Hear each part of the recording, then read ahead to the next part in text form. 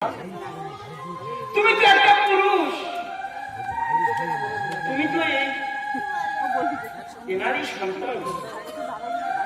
তাহলে তুমি পারলে না তোমার বাবার উপরে এত অন্যায় অত্যাচার হওয়া সত্ত্বেও তুমি মুখ বুঝে সহ্য করে যাচ্ছ।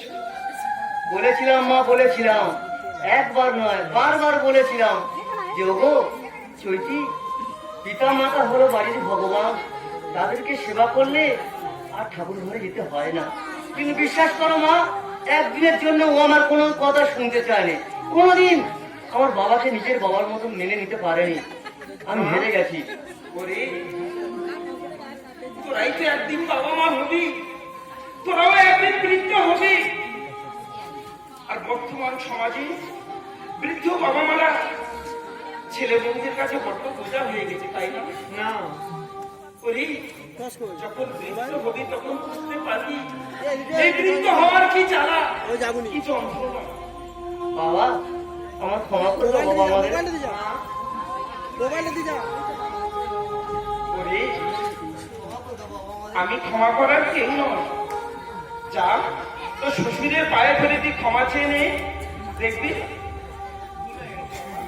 তোরা যে পাপ করেছিস রে খোকা, সে পাপের ক্ষমা হয় না। তাই বলছি তোরা তোদের মধ্যে সুখে সংসার কর, আমাদের চোখ যেদিকে যারা আমরা সেদিকে চলে যাই। এমন বলো না বাবা, এমন বলো না। তোরা সুখে সংসার কর। দাদা আমি বলি কি, ওরা যখন ওদের ভুল বুঝতে পেরেছে ওদেরকে তুমি ক্ষমা করে দাও দাদা।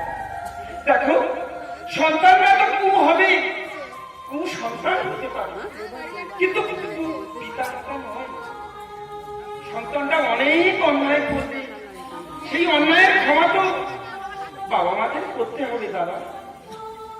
তাই বলেছি দাও, ওদের তুমি ক্ষমা করে দাও।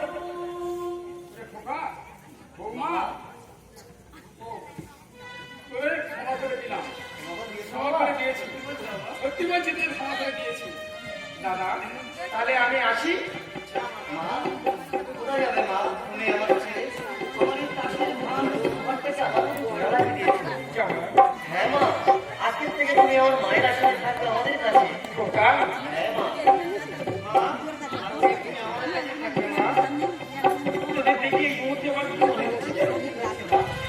আমরা সবাই একটি দিনারি দাস, একই সুরে বেজে উঠি, দিলে বলে দিলে হয় না, আমার মেয়েদের